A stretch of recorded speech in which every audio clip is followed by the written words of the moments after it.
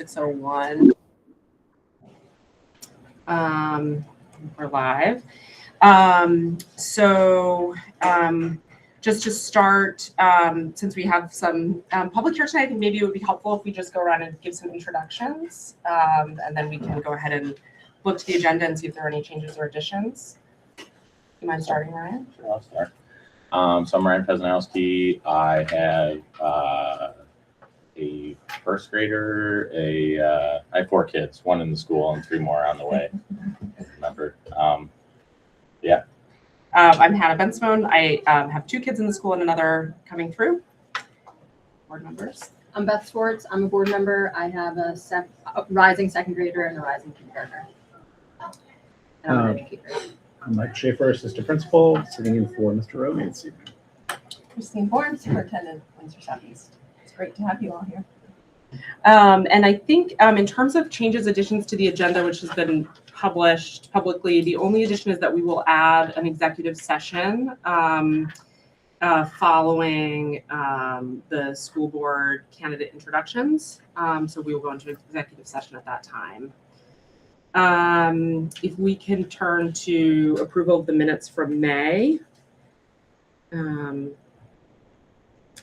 If someone's I will make a motion to approve the minutes from May. Second. All right. Any discussion? All right. All those in favor? Aye. All those opposed? Okay, the minutes are approved. And now what we'll do is turn to public participation and announcements. I think this was published for everybody, but just so people kind of know how this will run tonight, since we don't normally use this time as much, I think just to sort of review the plan. We're really glad you guys are here to put comments on the record. We will ask you to limit your time to several minutes. And just know that this won't be a time that we're able to necessarily respond to any comments, but we'll certainly, again, we're very grateful that you're here. We'll certainly use those comments to inform future agenda discussions at future meetings. Important to know that anyone addressing the board should be a district resident, a school staff member, student, or parent, or individuals who have been requested by the superintendent or the board to present on a given subject. Additionally, any persons who's directly affected by matters on the board agenda, and then any others at our discretion. So we'll open the floor to anyone who would like to contribute public comments. I guess I will. Good evening. I have 2 children in the district. For starters, I would like to thank the board and all the educators in the room. I know you guys do a lot of work and do appreciate it, and probably a lot of thank this work. So first off, thank you for that. Secondly, reason I'm here was I listened to the last. By the way, sorry, what's your name? Daniel Hall, Hartland resident. So I listened to the last board meeting, and one of the main reasons we moved to Hartland was because of school choice. It was very concerning to me to hear that school choice might be eliminated. What was even more concerning to me was the tables and graphs that were being used for possible decision making.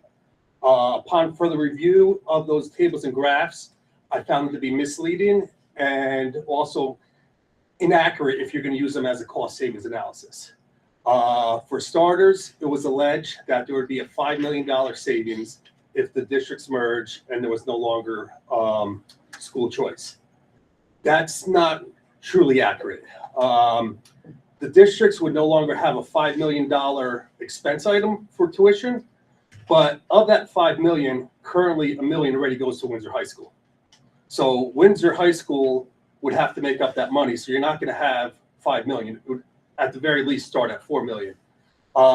Based on the Hartland and Wethersfield town reports from March, there are currently 46 paying students to Windsor High School. So if you take 46 at 22,000, that gives you $1 million plus.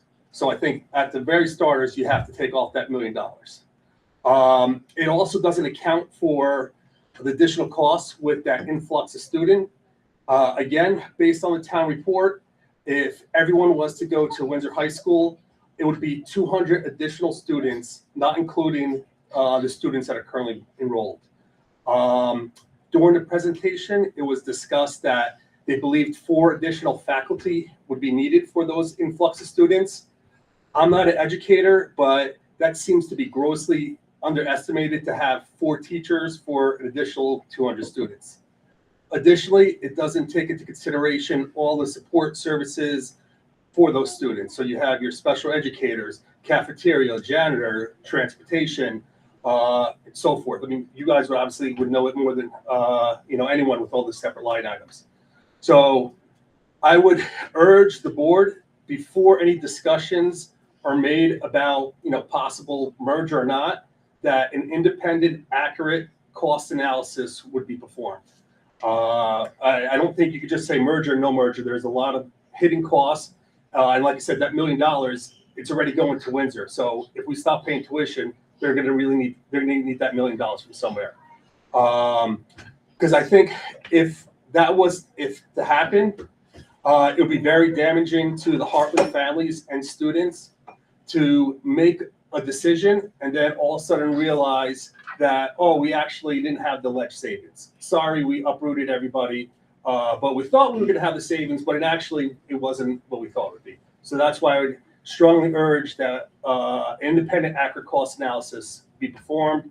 I would also recommend looking at possible other Vermont schools that would be similar in numbers. So whatever Windsor's current tuition is, add the 200 kids, and then look at what their budget is, and just to kind of give a ballpark to see what that would be. So thank you for letting me to speak. Can Yeah, you thank share you where for you being got that information? Yes. again? So I have the Hartland Town Thanks. budget, from the town report and Wellersfield town report. So if you look at either one. Yeah. Okay. Tell me where you're at here. Okay. So for Wellersfield, currently they're showing 42 students Yes, at 21,878. right. They pay that out of their local budget. That doesn't come out of your budget. Yes, no, I was saying, because in the presentation, they were referring to both if Hartland and Wellersfield, there was a total $5 million savings. Yeah. So that's what, I hear what you're saying now. okay. Yeah. So you take that 42 plus the 4 students that go to Windsor from Hartland. So that gives you 46, and then 46 at 22,000, that gives you $1 million plus. Thanks. Okay. Yeah. And then the other numbers, like I said, there's currently 140 and 98. So you're looking at 240. Mhm. You subtract the 46 students, it gives you approximately 200. So that would be an additional 200 students potentially going to Windsor High School. Yes, but I understand what you're saying. Yep. Hartland is not paying Windsor $1 million currently. Yes, no, but the combination of Hartland and Wellersfield is. Yes, correct. And the reason I grouped it together was because the presentation grouped it together. Thank you. I'll try to make sure that's clear. Thanks. Thanks, Dan. No problem. Any additional questions? No, I was just curious Okay. how you were. Yeah, no, I went all by the town report, which I'm assuming is going to be accurate, it was audited. So I could explain any other information if you like. No, if there's further questions, I'll have Larry. Okay. Reach out to him. This is his realm. Thanks.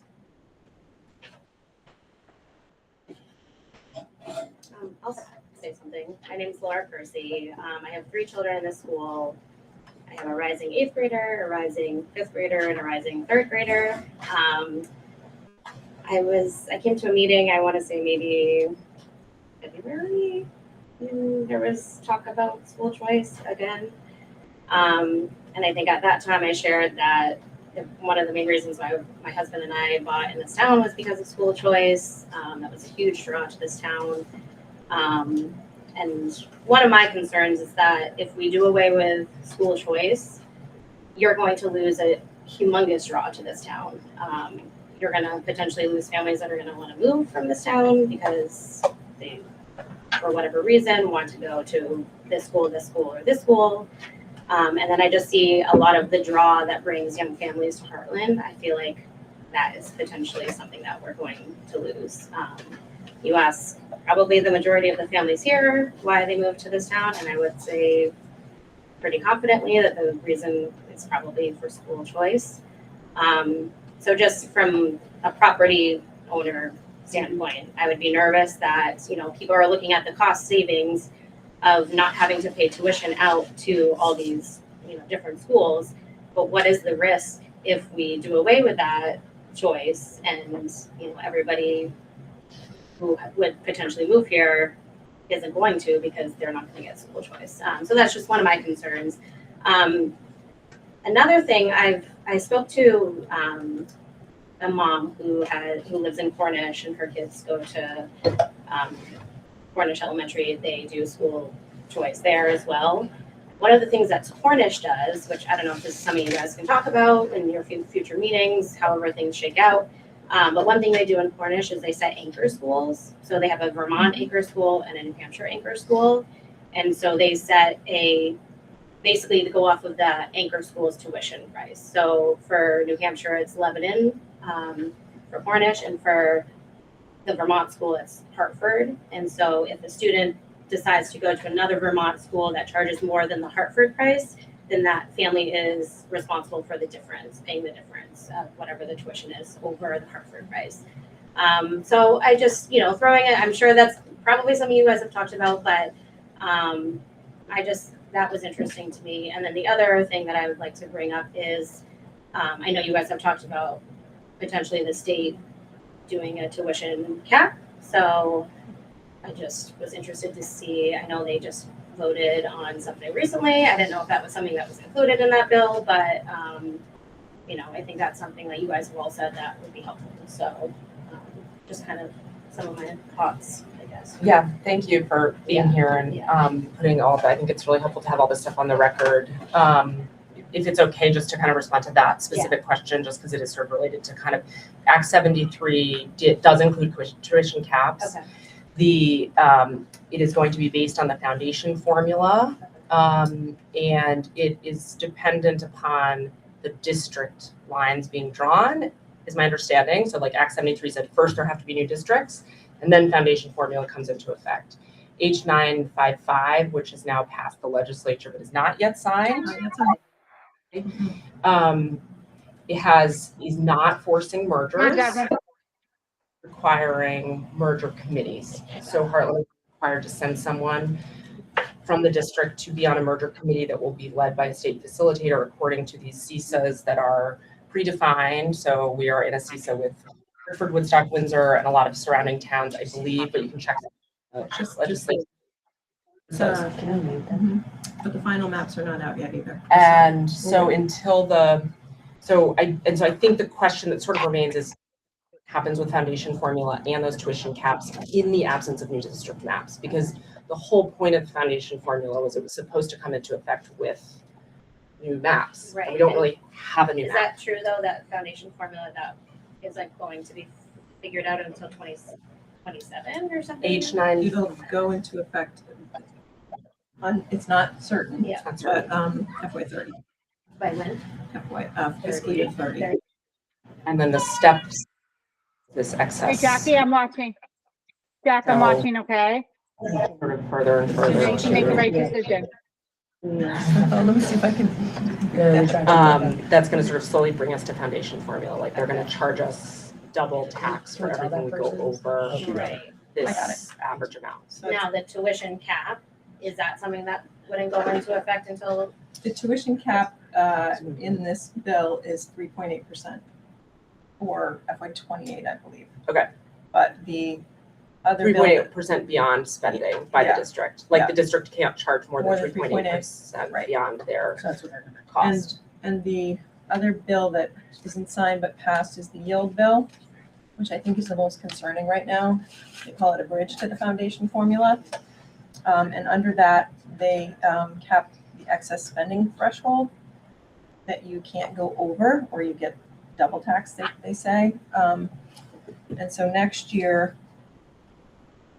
not next year, in FY 28, when we budget next year, to come under the threshold in Hartland and not be penalized, you will need to reduce the budget by $1,200,000, which is significant. Yeah.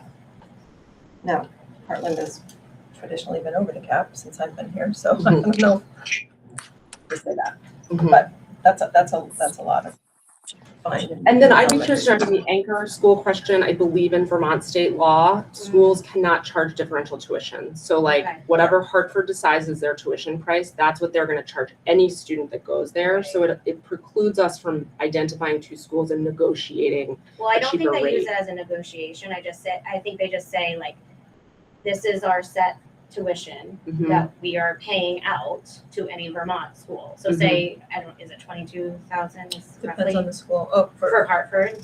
no, I think Hartford's more. Hartford's It's on 25. that sheet I handed you. 25. Okay, so whatever they say is their anchor school in Vermont needs to be like, so if any kid goes to Hartford, then obviously they pay that to Hartford. Say a kid goes to, I don't even know what would be more, but they go to that Hanover. Vermont Oh, school and it's, yeah, you know, 25,000, then the family is responsible. They're not negotiating, the family is on the hook Yeah, for paying that difference if they want their child to go to that different school. I don't remember if Vermont statute allows I for don't think that so, and because of the equity issue of Yeah. then saying to a family like, well, you would only have access to this if you could pay more, but I don't know that for sure. And that was kind of like a follow-up question, because Ben and I have talked about, can you guys as a board set your tuition pricing, like, we're only gonna pay out this much, and then the family can pay the difference? No, We don't have that much power. no, It's frustrating. yeah, it's set by the receiving school. We are at the whim of what the receiving schools set their tuition prices at. And the state of Vermont says that because of the equity piece, you can't just pay, the families can't pay the difference if there's a Right, difference unless, in- not for public school, I believe for private schools, that's true. Okay. There's an average Vermont tuition paid out. I believe that's correct. For like a kid who goes to like KUA. Well, they can't Well, go there KUA is anymore. gone now. Right. so Right, it's- it was the case, correct. They would pay the state average. Right. And then the families would pay the difference to independent schools. Yeah. Yeah. Thank you. Max Wunderlich. I have a set rising 7th grader and a rising 8th grader. Two comments directed at things that occurred last time. And the first was the comment by Larry that, you know, with a merger like this, we wouldn't be losing school choice, we'd be gaining a high school. I think that's a ridiculous comment. But I think it's also worth looking at be gaining a high school that, when given the choice, only 3% of Hartland families select, like when they have that choice. So based on the FY27 and FY28 numbers, it's 3% of families choose that Windsor is the best choice for them. And that's fine. But I think to say that to broadly apply that to all of the families, I think is a bit of a stretch. And to build on Laura's point about the draw of school choice. So just even if you look at it mathematically, right? So tax is, break it down, you've got, you know, the dollars divided by the number of people that need to pay them. So the bottom number, the denominator, is much more sensitive to any sort of change. The top number changes linearly, so a 10% change in that will be a 10% change in, you know, the quotient, the answer. The bottom number, as it decreases, as it gets closer to zero, it behaves much more erratically, exponentially. So to her point, taking away school choice means people aren't going to want to move here, and means people who are here and have the means will be leaving. And so, which means that those that remain will have a higher tax burden. So, you know, I would argue that school choice is not necessarily driving our tax rate up. It's keeping it, you know, from going higher, because as we know, Vermont has an aging population, and bringing in families is the way to help spread that. And by gambling school choice away, I believe there's going to be second and third order unintended consequences to that, which will leave the rest paying a higher tax rate.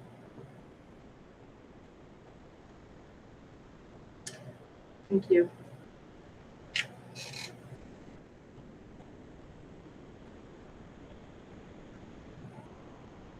Is there anyone online that had anything to add? Let's see. Let's see anything else. Right? Unless there's anything else, I think I'll then just go quickly. I have just another comment. I agree with most of the things that have already been said. I'm Anna Hall. So he already introduced us, so. So one of my kind of serious concerns that I have is that would also need to be addressed is academic opportunity. And so my understanding is that Windsor does not have AP classes or really doesn't provide a rigorous curriculum for students who are academically really strong. And so that is one of the reasons why many families choose to go elsewhere. And so for students with college ambitions, like this AP courses are really, like it's a requirement at this point.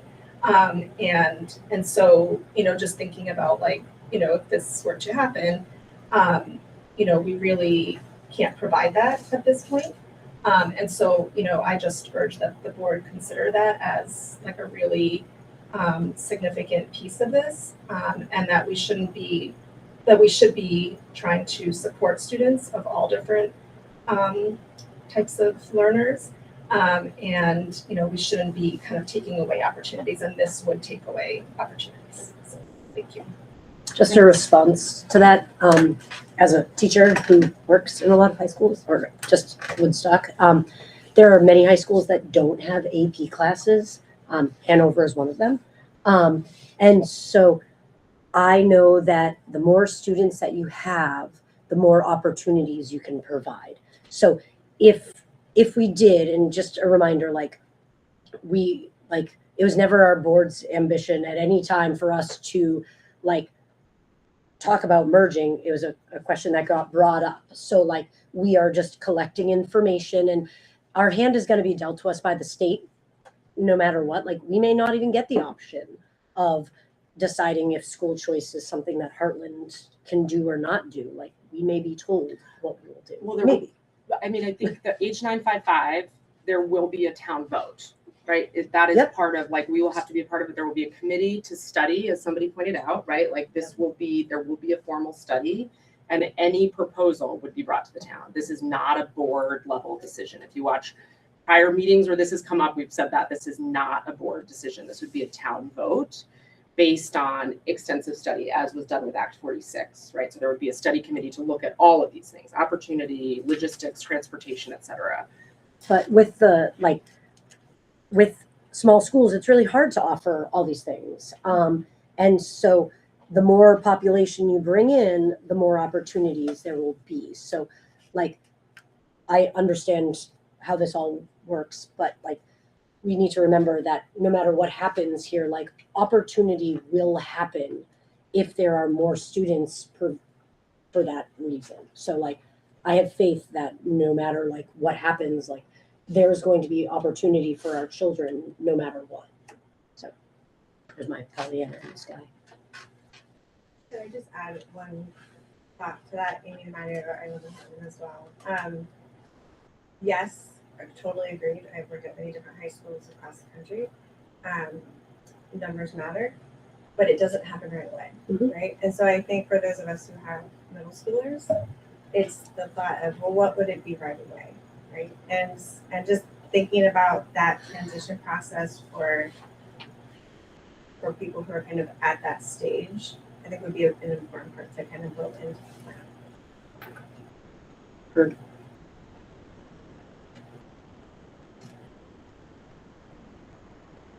Okay, thank you all.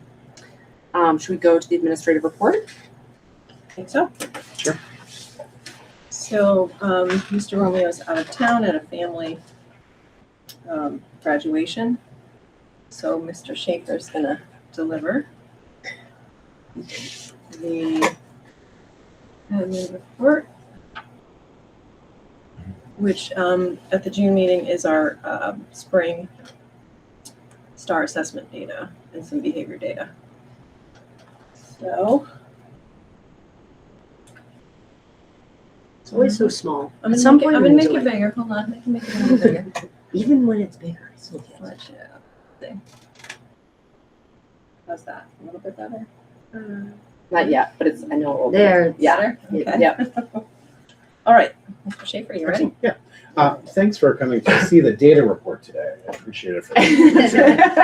It's all for the dibbles. We've finished up the STAR data, our STAR testing, and our DIBBLES, which is the test for early literacy skills. And with the DIBBLES, you will see that things remained largely I wouldn't say stagnant, but the numbers have not changed very much. As I understand it, the thresholds rise a little bit, or the difficulty gets a little bit larger as it's going through. So even if students are scoring the same percentages, they're doing it on higher level thinking and higher level problems. Star reading is where we break into the 3rd grade and 5th grade. In these, just largely to look at the reds and the greens, you want the greens to be getting larger and your reds to be getting smaller. So for our 3rd through 5th grade, from winter to spring, we did have a decrease in the number of students who were below benchmark, therefore an increase in the students who were above benchmark, at or above benchmark for grades 3 through 5 on the STAR data. Yeah, sorry. Mr. Schaefer, can you Yeah. remind us about when you say at benchmark or below benchmark, what exactly does that mean? Like, are we saying like a 3rd grader is reading at a 3rd grade level and that is a benchmark? Or is it a 3rd grader is reading at a 4th grade level because it's at the end of the year and that is now I think they're reading at benchmark? the end of the 3rd grade level, Okay, not so the beginning of the 4th So grade. we but can the look 3rd at grade level. spring data here and say the 3rd through 5th graders in reading, 54% of Yep. them are reading at, we could say, at grade level Or above. Yep. or above. Or above. Yeah. Yep. So in the winter, they were reading at 50% of them were reading at mid-year. Yep. And then now we've got 54% reading at or And- above at end of year. So it's a little higher bar. And there. is there a buffer between like at benchmark and below benchmark? Meaning like the kid who is, if we take STAR scores and the score is supposed to be 950 and that's like the benchmark or above, the kid who scores 945, like to me, that's, But they show up in the They red. but they show up they in would the show up red. in the red. Okay. So there's not. It's Yep, okay. at or Thank you. above. Yep. With STAR reading for 6 through 8, we had similar results. Again, we had about 41.9% who were below, dropped slightly to 41.5%, 54% who were below. So which led to less than a 1% increase of students who were at or above for middle school. And Michael, Sorry, what are we doing with students who are below? So that's when we have our intervention programs. Okay. And how are you testing that the intervention programs are like having students make progress? I would love to get back to you on that Okay. if I can. That's gonna be my answer to a lot of questions, Okay. quite honestly. Yep, thank you. I'm happy to take any questions that we've got.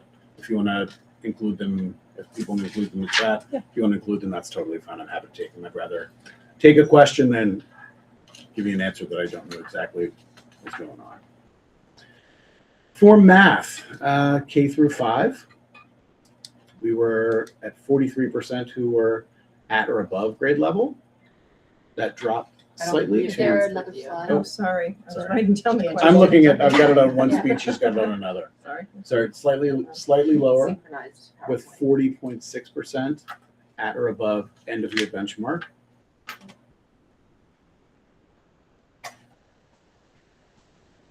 With middle school STAR math, it was similar.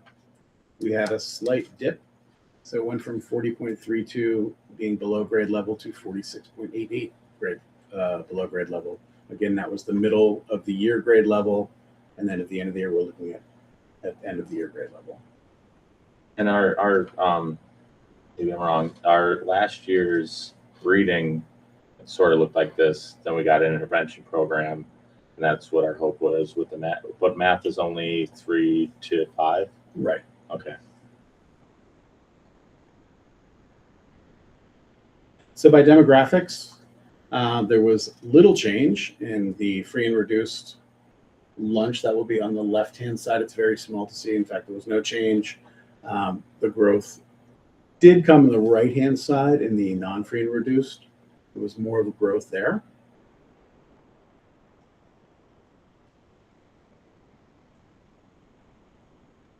In the free and reduced for math, and this is whole school, dropped slightly from 40% to 35.38% on the left side, at or above benchmark. And then for non-free and reduced, it went from 52 down to 49. There was that drop in the math that we were concerned about. That doesn't mean that students aren't making progress individually, and a lot of them are, but this data presentation doesn't show that, so. IP students, again, it seemed relatively, well, entirely flat. But again, that was comparing mid-year expectations and end-of-year expectations.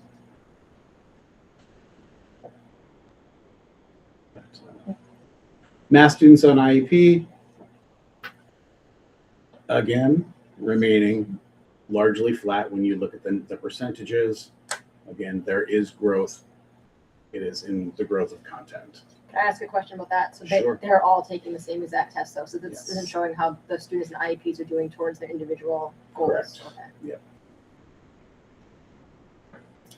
Looking at longitudinal data from last year to this year, the students from last year to this year, there was we see in the Hartland grades 3 through 8, last year's third graders to this year's fourth graders, so that same group, there was a dip in reading from 61% to 53%, 63 to 50 from fourth to fifth. Then the pendulum swings a little bit. We go from 63 to 67 for the fifth graders into sixth grade. The sixth graders into 7 also had a rise, and the 7th to 8th graders stayed at 40%.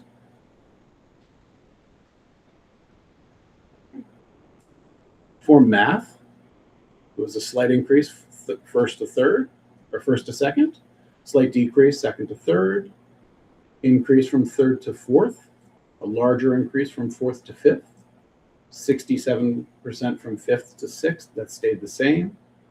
Almost the same, slight dip from sixth to seventh, and an increase from seventh to eighth. This is the percentage of students who are at or above proficiency. Perhaps my favorite thing that I'm going to show you tonight is right here, our attendance this year. We had set a goal of, I think, 90 or 91% in attendance, and we're up to 95% attendance rate this year, which is fantastic. It's the highest of any school I've been in, for sure.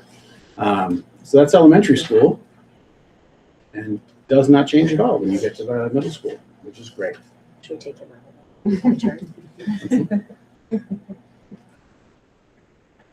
The last thing we looked at is behaviors, and this is set up in Power School, and we log it. We can find the average number of logs per day, and you'll see that it changes throughout the year. The top is your elementary, the bottom is the middle school. It follows a similar curve. There was a bump, as you saw in both, in about October, and then it went down a little bit toward December, small ramping up a little bit, and then it rose a little bit in the spring, and right now we're about 4.38 per day in May and 3.14. We've done great this week. In May. Yeah, June has been fantastic. No, This was before it was told before June. the last 2 days have been perfect. So this was done at the end of last week. Time of day, it's a little bit different for elementary and middle. From that middle to late morning is a really challenging part of the day for our elementary students. And we see this, and we can monitor this, and we can make our presence a little bit different. Whether I'm down in this wing, or if I'm down over in this wing, or Mr. Romeo's out and about in different wings on different times of the day. We spend a lot of time in the afternoons in the middle school wings, because that's where there tend to be more issues over there. So taking a look at the data, even though you wish there were no issues ever, it does tell a story, and that's something that we can react to and we respond to. So between the SEIs and Mr. Romeo and I, we can say we are in the hallway a lot in that afternoon just to try and be around. Can I ask a quick question? Sure. Is there any correlation between electives, specials? So that will happen between 10:30 or between 10 and 11:15 if you want to look at the middle school. Mhm. So that's where a lot of those will be happening. Lunch goes until 12 or 12:15. 11:15. Yeah, it ends right around 12 because you get 12:45. 11:55. So electives and lunch would be those 10 to 11 Saturday, 10 to almost 12. So it is largely the afternoon. It's a challenging part of the day for middle schoolers for some reason. And we don't have classes at 11 p.m. Some people do mark that wrong. It doesn't default only to school hours. So you'll see some things that are a little bit wonky in the data, and I wish that was controlled. And we try to do our best, but that's why you see these outlier sort of things. 1 a.m. Yeah. We've got a lot. 1 a.m. in Yeah. elementary school. Yeah. So I think you could probably take that information and just put it into the new stuff. Classroom is definitely where most of our things happen. Particularly in the middle school, it's almost entirely. There are a few things in the hallway and in the library. You'll see that there's some issues on the playground with the elementary. You don't see that nearly as much with the middle school. There is a whole lot of learning how to be kids and how to get along on the playground. So that's a problem. Not a problem necessarily, but it's definitely something we've got a lot more people who are out there with the elementary students. And I'm out there as well. It's actually quite lovely. But watching them learn and grow. We do have plenty of people in the cafeteria. There are a lot fewer issues in the cafeteria for middle school than there are in elementary school. And again, this is where kids are learning how to eat with other people. This is where kids are learning how to behave with other people and how to keep their hands to themselves and all those sorts of things. Subtype of incident is the next section here. I would say if you look at most of our data, it is either disrespect or disruption. This is a drop-down box that is not required. Perhaps if we made it required, maybe we wouldn't have quite as many no subtypes. But disruption and disrespect is really the largest thing that we have going on, quite honestly. We're very fortunate. And non-compliance, if you think it's the same thing, it's non-compliance, disruption, and disrespect. When those are your three largest areas of challenge, I think we're in a pretty fortunate place, to be quite honest. Any questions? I'm sorry, I should have stopped before. Yeah. Do you have data on the number of incidents that require SRO? Not on this, no. I don't have that at my fingertips. We do have it, but I don't have it here. Yeah. It's not a large number. I can't imagine there's been more than 3. Yeah. To be honest. And when the SRO is involved, if it's criminal, obviously we have to call, but if it's, the SRO really is not involved in disciplinary action at the school unless parents are involved and they're called before that happens. And we have an amazing SRO, and he is all about building relationships with kids and functions like a mentor in the school. So just to know that can be a controversial topic. 2 other things that I wanted to add. Are you going to a different Is that? presentation? Yeah, that was the. Hang on 1 second. I'm sorry. It's okay. There's the first 2 slides. Yeah.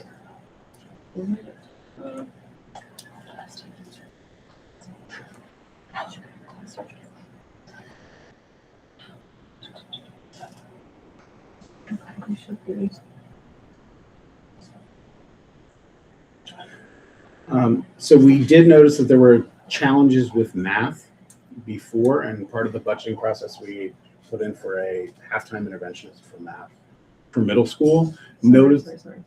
Okay. I just couldn't see the meeting, and I'm trying to monitor the chat. Okay. And make sure people are coming in. Okay, there you go. Noticing the information and the results from that 3rd, 4th, and 5th grade level, we're looking to shift that focus a bit to go from a middle school straight 6, 7, and 8 focus down to 3, 4, and 5 interventionists for that interventionist that has already been budgeted for, to looking to shift that focus to see where the sort of needs go. Also hoping that in addition to boosting those 3rd, 4th, 5th grade numbers, that's also going to pay dividends down 6, 7, 8. Michael, is there any, what are we going to do though with those students who need intervention in 6, 7, and 8? There have been plans. There have been teachers who have said that they'd be willing to support that as well. In addition, so who are already on staff and contribute to that. That's what I understand. The last piece that I've got to bring up is the sound system. Many of you have been here for events that we've had. I want to stress by saying when we bought our sound system, everything that we had was legal. Okay, I'm saying that, and I just want to be very clear about that. So I'm going to read this. One of our mics and one of our battery packs needed to be replaced after this season. We went to look for replacements and could not purchase any. We realized because the setup we currently have has been deemed illegal to use by the federal government. What makes them illegal? Wireless mics have restrictions as to which frequencies they can use. A few years ago, with the addition of 5G, the FCC changed their regulations in order to make room for our mics to run on those frequencies. If used, these violations can make us vulnerable to major fines, so we can't replace them with what we need. Mr. Foley has gathered some prices to see what the estimated cost of the replacement would be. In order to be able to continue to have these professionally developed assemblies, concerts, and shows that we have here at school, the total we are going to need to spend is approximately $20,000. It seems silly. It is very real. It is a very real number, but it's really, bottom lines and all. It is technology that has changed. It is legislation that has changed. We need to stay in compliance. So we'll be voting on that later. Yep. And items for action. Okay, thanks, Michael. I just have a little bit to share tonight, and then Emily has a final student board member report tonight. So let me just get to mine. I always have to start with some of the wonderful things that happen in this school, and it is a community effort. So our two main strategic plan goals are student success and engagement, and culture and student wellness, which we're always working on.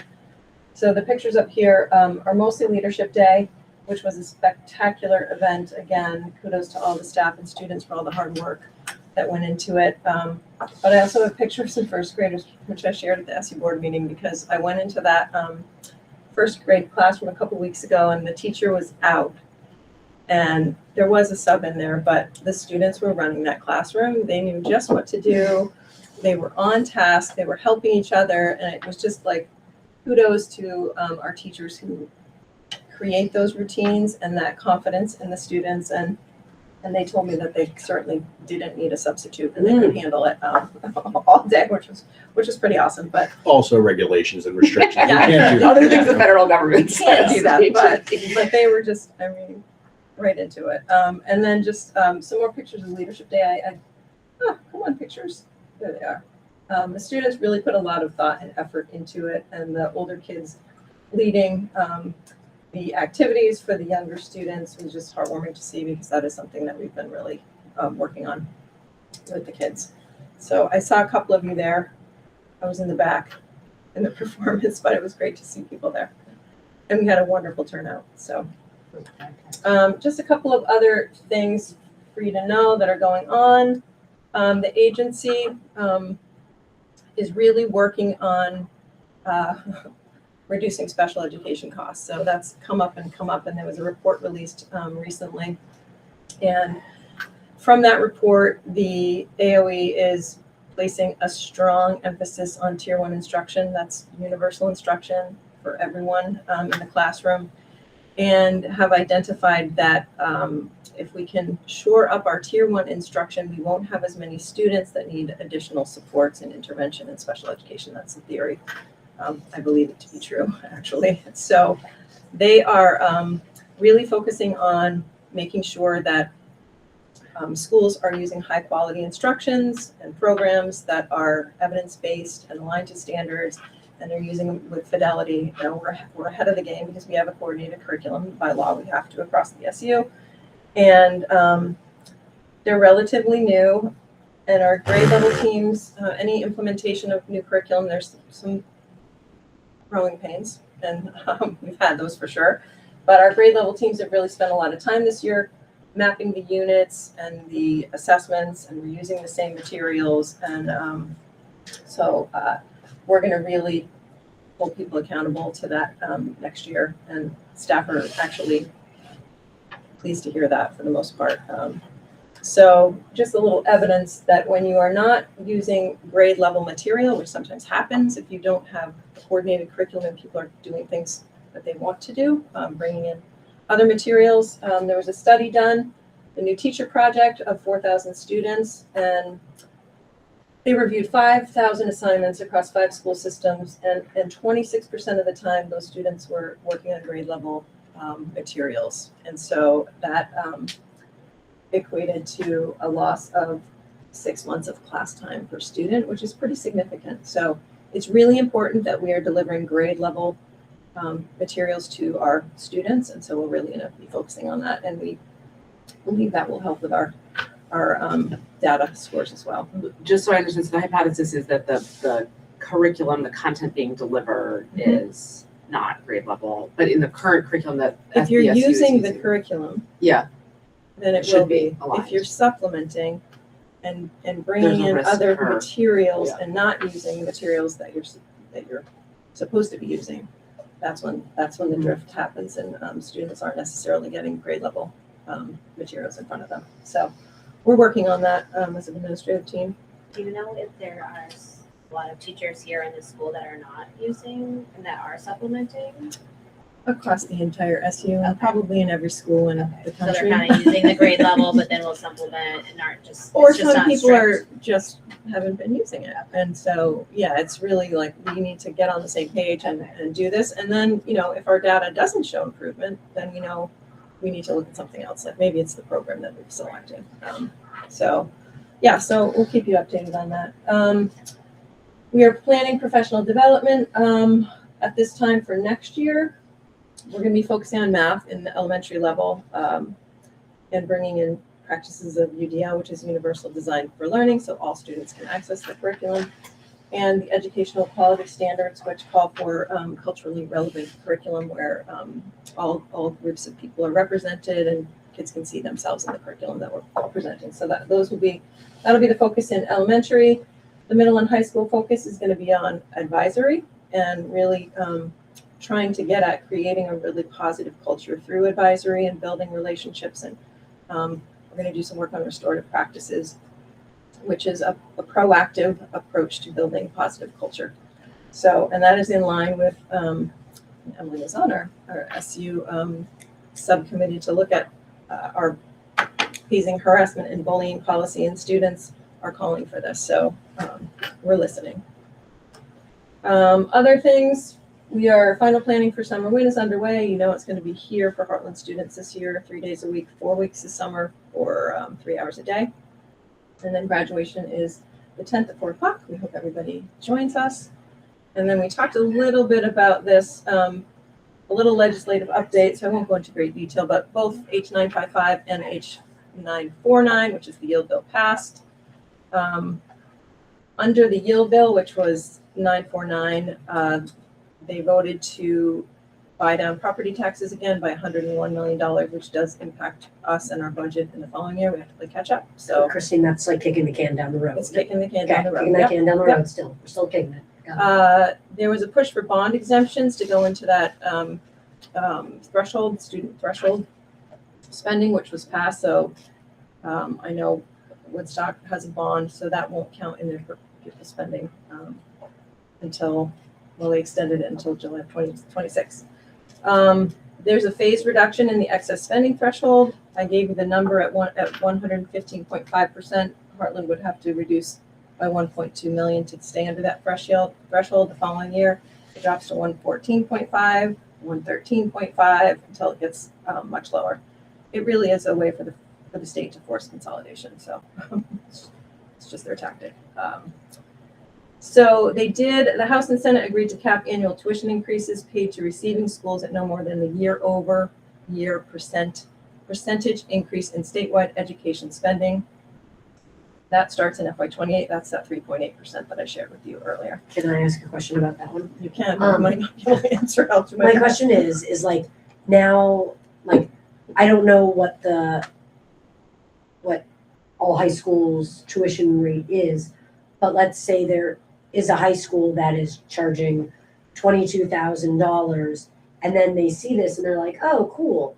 we're just gonna bring it up that 3.8%. So like, is this giving high schools sort of like, or is it actually saving money because some of them are far over the 3.28%? Yeah, I asked Larry about that. He said Windsor, they budget 5%, like Okay. an increase of 5% Got it. annually. So it should be a reduction. Okay. I don't know if that's true for Yeah. all schools, I mean, I but was just wondering, it's like, this is like a green light, like, So the number that they're using, is it a state selected number of what they think it costs to educate a high schooler, or is it what the No. school currently has? The school It's- per pupil spending. it's based on the state average of spending, I believe. Let me just, Elizabeth.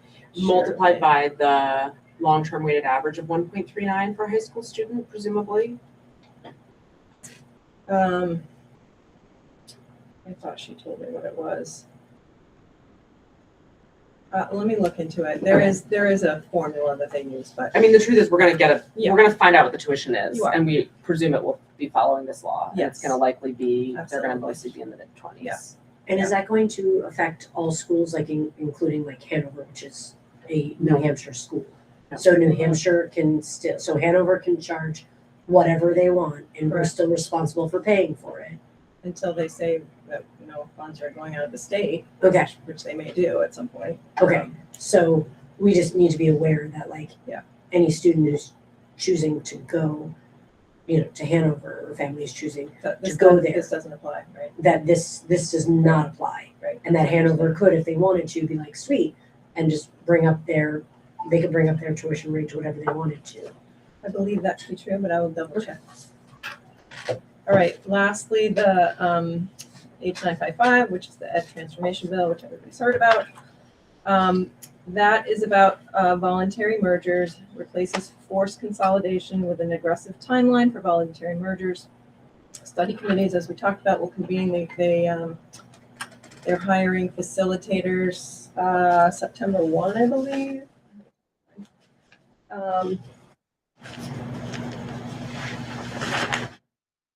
And each district will be able to have one member on that study committee.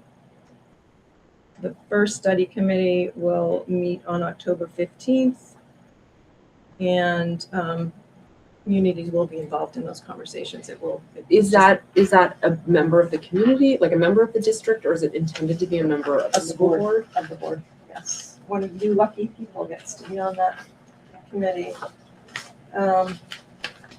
Yes, one current school board member to serve on its assigned merger committee. So, and then the studies happen for about over a year. In March of 28, it'll go to the voters. Yeah, that'll go to the voters. And if there's, I don't know if you saw the letter that the Winooski School Board put out. I thought it was very interesting, and they sort of commented on their worries about this process for them being a small district surrounded by many larger districts, and the fear that there sort of would not be, they may go through this process multiple times. And what they alluded to in that letter that I was unclear about is, do both towns have to vote yes for the merger to happen? So, for example, let's say Hartland wanted to merge with Woodstock. Does Woodstock and does all of, You mean, does Woodstock have to accept? Yeah. Hartland. Because that was what was implied by the Winooski School Board letter, and I didn't gather that from reading the bill, but the bill is 146 pages. Well, so. and the bill's not actually very clear on that. Okay. So, I So was we in a don't meeting know yesterday if it where would that- just be that like Hartland Yeah. will vote yes or no, and Right. that's the final decision. It's not like we have to be accepted by a. I'm not clear on that one, but I will ask. Okay. In this bill, if Heartland chooses not to merge. Yep. Do we just keep getting penalized worse and worse and worse until we? Well, it's no conform? longer a penalty. It's just, It's here's the this foundation. is what you're formula. gonna Here's get how much per money you student. get Yeah. per student. The penalty is the stepping stones to the foundation Yes. formula. Okay. So when the foundation formula goes into effect, which is roughly FY30, Right.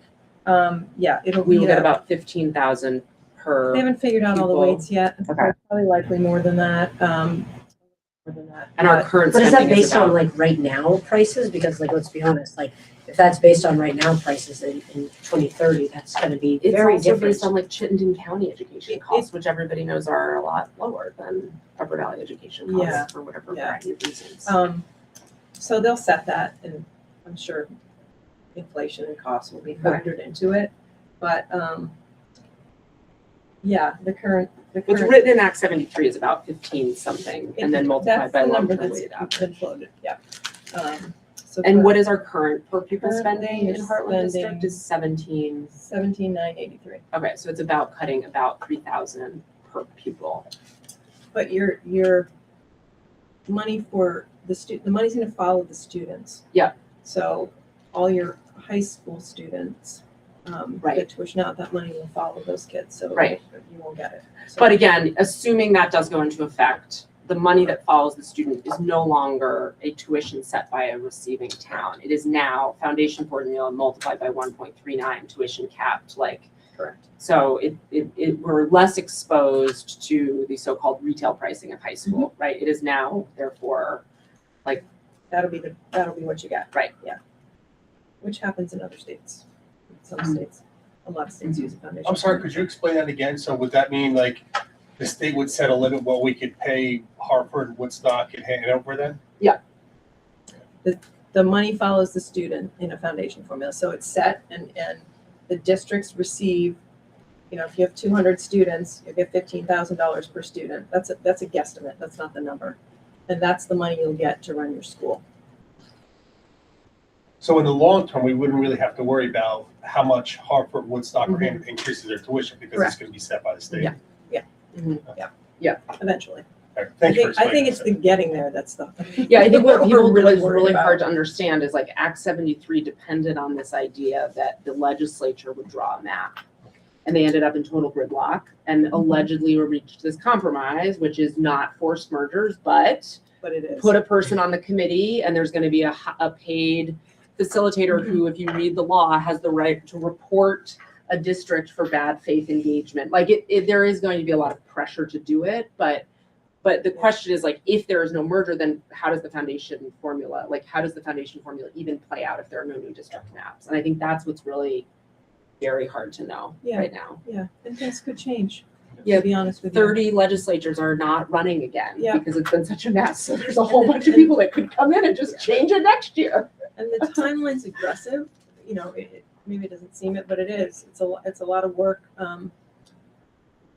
Boards, schools, communities in a short period of time. So we know consolidation needs to happen. It just needs to be done in a thoughtful way that doesn't harm our kids. So, so I'm going to pull up Emily's report now for the fun. Ours weren't so fun, but Emily, share. Haven't we already done, like, wasn't ours, one of the school district and a few others got the BOCES? The shared first? services. Yeah. Yeah. So, but Yeah. like, so now that's gone away? No, now No, it's 'cause that's what it's- No. statewide. It's the first one. Yeah, we were in the first part of the one. Yes. Yeah. And the other, however many other BOCES that have to be created across the regions, I think it's 7.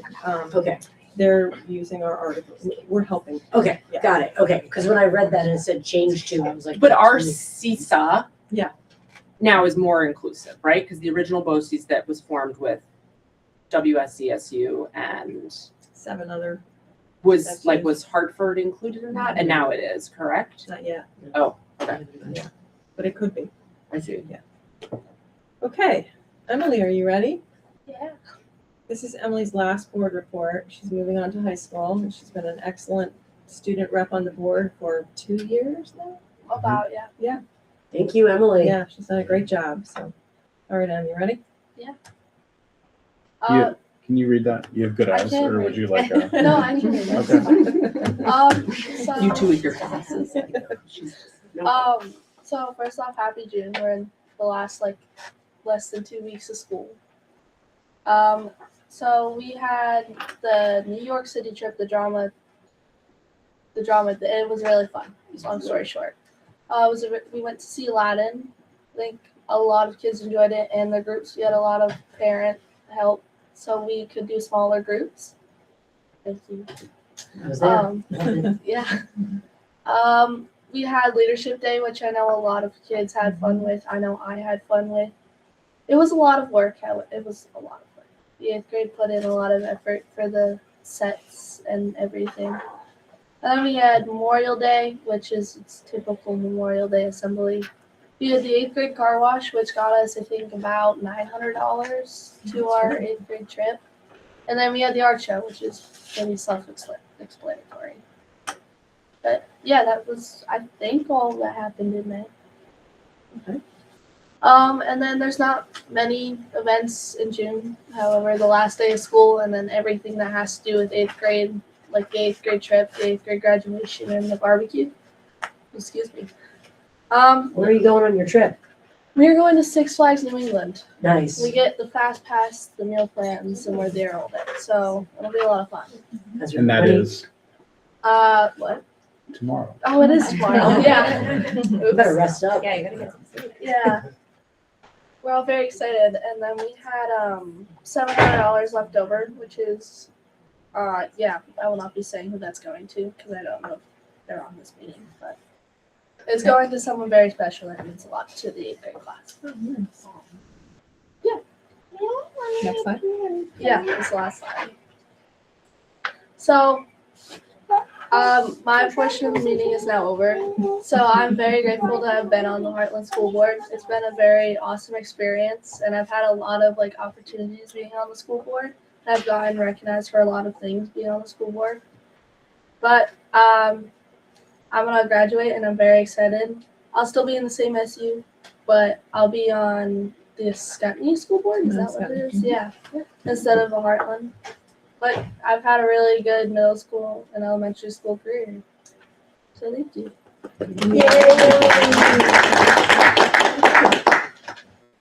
Great job, Em. All right, Hannah, back to you. All right, thank you all. So, some items for discussion. So TAN signatures and approval. Team is back. Well, I thought we did it. Yeah. I thought So, that had we have to take an official vote.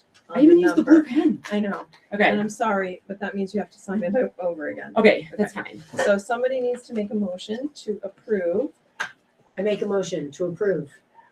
one up to, I'm sorry, up to 1,000,000 up to 1,908,125 $908,125 and 80 cents and 80 cents for the tax anticipation note. to the tax anticipation note, aka the TAN. And I will second that. All right. Any discussion? You lost. Okay, Lost. no. Can we consider this a quorum? You need 3. All those in favor? Aye. Opposed? Okay, and then we'll sign. Okay. So don't put the date on, please. And there's. Okay. Okay, Heather signed. Actual signatures. Thank you, sorry about that. It's all right. Oh my God. There's like 6 spots. I know, this is, I feel like I'm buying a house again. Yes.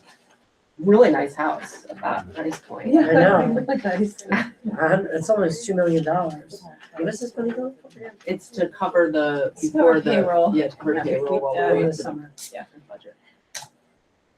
If we need it, we don't always have to use it. But Just prepare yourselves that what we need to talk about next while you're signing is we're gonna need to get a motion to cover the speaker system. And so my understanding is that there is surplus money from this fiscal year that could be applied to that, not coming out of any correct. capital funds, so it doesn't need to go to town vote, so we could use that You can. towards the speaker system. Yep. So if anyone's so inclined. I'd like to make a motion to use the So go ahead.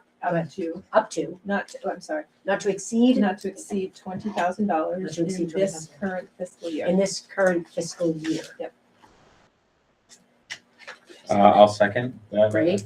All right, any Motion. discussion? This is about 20,000 surplus going to. the My speakers. question is, do we know, like, after the surplus, how much is left? In the surplus? Yes, I don't know the answer to like, is that. this like a lot of Larry? surplus or a little surplus? Where's Larry? I when we think need you him? have I think you have a decent surplus. Okay. I'll text him. And also, I mean, we have been putting money into the capital reserve, like, Yep. Could No, we because use that would this? have to be voted on at town We- meeting day. So we Oh, so no we have to speaker literally system wait. until Okay, March. got it. So So that's the reason. I to use didn't the realize surplus. that we had to wait until Well, or We you do. would have to warn a special town Yes. vote, and that vote costs a because our fortune. capital fund is Got it. Okay, has to be voted Got it. by. But we have a policy, and anytime the board expends more than $5,000, it's not planned for in the budget, you just have to vote on it. okay. All right, any further discussion? What's the, does he have a plan on where he's getting the sound system from? Is it somebody local or? That's Mr. Romeo, who's on that, and it has to be purchased by June 30th Okay. Can we, to use this year's money. okay, But he knows that, we talked about it. I'm sure then he probably did reach out to local vendors and stuff and, Mr. Foley did, yeah, Mr. Foley did. Mr. Foley did the research to get Research. the estimates, yeah. okay. I'm not sure what he And- provided, Frank. Not the first, Just this- because, I mean, I will say that our sound system is terrible. So I'm really excited that this could possibly get a new one. By any chance, is this like a sound system though that can like grow? Meaning, like, I don't know if you can answer this, but like, I'm assuming that 20,000 might be fairly, like budget like, but like, is there room where we can like add in other stuff if we need to said sound system at another time if we have more money? That was a correct assumption. Yes. I cannot answer that. Okay. So I'm not sure. Okay. Again, I don't want to speak to something I don't know the answer to. Just because like I would love to be able I to think like, it's a fair question to go to ask. these kids' concerts and like actually hear them sing. Yeah. But unfortunately, we never can. And Agreed. there's a lot that would be lovely if we like all the kids in the play. If we could like all of them and do all these things, like we could actually hear them, which would be lovely. I know, or Like overhead Emily. mic set. I had an actual mic You set, did. but mine didn't work halfway through. I know. So Larry's not comfortable, he doesn't feel good about quoting something for sure Okay. until August or September because we haven't closed all the books. Yeah. But an estimate is around 500,000. Okay. That's some money. So Okay. $20,000 is not like we're Okay. rushing the surplus. Okay. All right, so any further discussion? We have a motion and a second. Any further discussion? All those in favor? Aye. Opposed? All right. All right, and then I think we are now going to turn to the school board candidate introductions. I think just before we do that, we just had sort of designed a process where we had a deadline for applications. Yep. And we're very grateful to have received 2 applications. One did come in late, and so just want to bring to the board the request to hear from both candidates,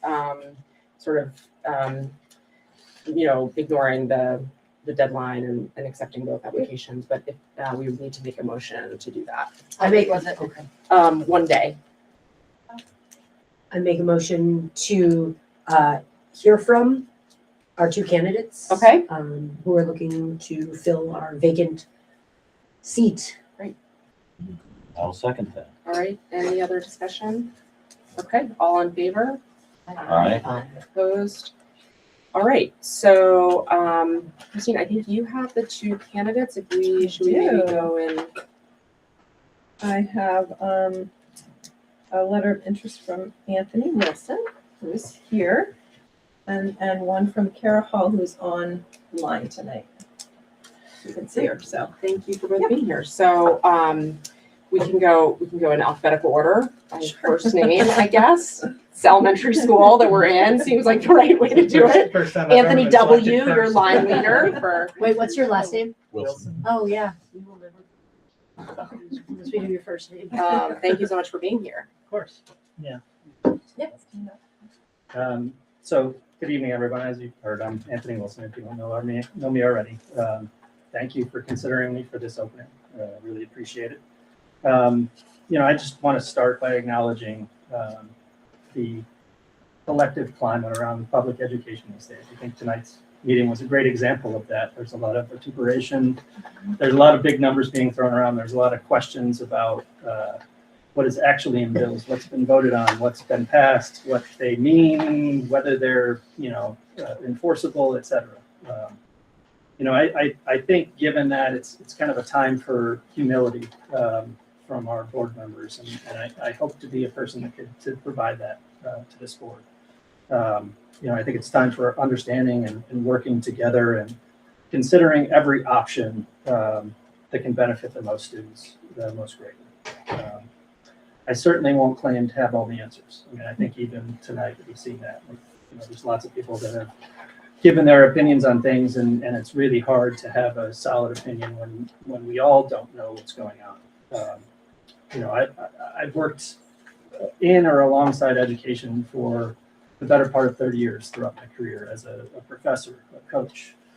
Currently, I'm a curriculum manager for a learning management system, and I don't know everything, about this process, about what's going on with education. But I do think that means that I'm capable of bringing like a nonpartisan approach to this, an objective focus to this board, and evaluating choices based on data, both quantitative and qualitative, and rather than rancor or political division.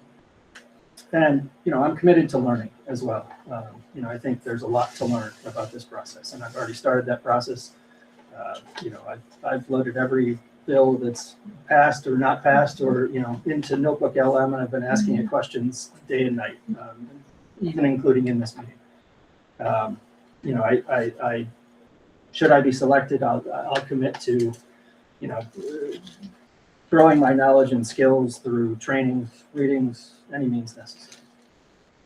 I also think I bring a pretty unique perspective to the board, in that both myself and my 4-year-old son are neurodivergent. As such, I have kind of an intimate, lived understanding of how critical specialized support, accommodations, and tailored resources are to students in need. I'm fiercely committed to ensuring that essential services are available for all students who need them. And then, far from just a selfish focus on my son and myself, I think ensuring every student has the support they need to achieve their truest potential is tangible in this process. I'm well aware of the budget constraints that we all face. I mean, I went through all the votes 2 years ago, and I see what you guys do every day. And I've always been sort of most engaged by seemingly insurmountable problems. In my day job, which is managing a curriculum operations for a learning management system for health professions educations.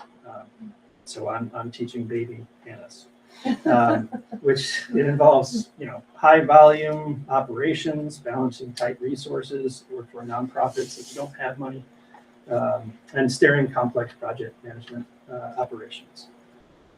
I'm not saying it will be easy, of course, but I do think that there's some creativity involved. I think there's going to be detractors for every decision we make. I've gotten thick skin. I get a lot of critical feedback from MD and DO students. They're not afraid of sharing their opinions, especially of my work. And so I've gotten accustomed to hearing that critical feedback. And especially important, they're not challenges I expect to face in life. Although community feedback at times can be vociferous, it's not without merit. And its underpinnings are born from both frustration and desire for the best for students and the Hartland community. I think remembering that in any interaction with the community, with parents, with fellow board members is important. I will commit to listening intentionally to the wants and needs of Hartland families, and translating those into actionable decisions. And parent, teacher, and community board collaboration is also a vital part of understanding this education system. And lastly, I expect to work alongside the superintendent, board members as a cohesive team. I've spent the better part of my 49 years on earth as a team member, and I don't think this will be any different. So I thank you for your time, and I hope that you will consider me for the school board. Appreciate it. Thank you. Ms. Hall, I think we can unmute. Can you hear me? Yes. And I apologize, I'm not there in person tonight. My work schedule cut it a little close. My name is Kara Hall, and I'm here tonight to share why I submitted my name for the vacant seat. I would say I submitted my name because I care deeply about kids, and I care deeply about kids having access to high quality education. And I care about how that access and maintaining that access will affect our community. And I have never aspired to sit on the school board. This is not something, actually, to be honest, I sort of don't. This isn't a role that it is something that has ever really crossed my mind. I prefer boots on the ground work, working directly with students, which I've done for the last 25 plus years of my career. And the reason I was prompted to submit my name is because I was really concerned about what I heard at the last school board meeting. And it made me think a lot about whether or not there was enough diversity in the voices represented on the school board. And for that reason, I reached out and offered my name. I feel like I would bring a diverse perspective to the school board, not only as a parent, but as an educator for over 25 years who, like, kids have been my life. Education has been my life. And I would bring that perspective as well as the perspective of a parent who hasn't always had great educational experiences for my children. And so I think that I would bring that dual perspective that I think is important. And as I hear more and more about what's coming down from the state with the difficult recommendations for financial restructuring, a worry that I have is what voices are being heard. And I worry that sometimes the voices that are most active in bringing the data are often the folks who would be most deeply personally affected should the state force consolidation. And that worries me. And it worries me that there could be potential bias, unintentional, but potential. It's human nature. And I would hope to bring a lens of, I think I bring a lens of, I am somebody who asks a lot of questions, and I challenge assumptions. And I do so even when that causes discomfort to others, and because I'm curious and I want to know, and I don't accept things at face value. And I, like, for example, tonight, I really appreciated hearing from Dan in the audience where he was like, hey, I looked at this data and I looked at this and it doesn't match up, and he challenged that. And I really respect that. And I think that's part of, like, what it means to be part of a democratic process. And it takes voices like that to stand up and question and challenge. And that's something that I'm comfortable doing. And I don't think everybody always is. And so that's why I brought my name forward to the board. It's not because I am aspiring to be on the board, but I think this issue is too big and too important not to make sure that all folks' perspectives are honored and respected, and that assumptions aren't made about parents and assumptions aren't made about individuals who have, strong opinions, that they're heard, and that I think all people should seek first to understand and listen before making judgments. So whether or not I'm chosen for this, Anthony, I think you sound great. And like, I could see why you would get picked. That, you know, whether or not I'm chosen for this spot matters less to me than trusting that folks on this board recognize that a community really benefits from having all voices heard and listening to folks who ask difficult questions and who encourage deep thinking and who demand accountability.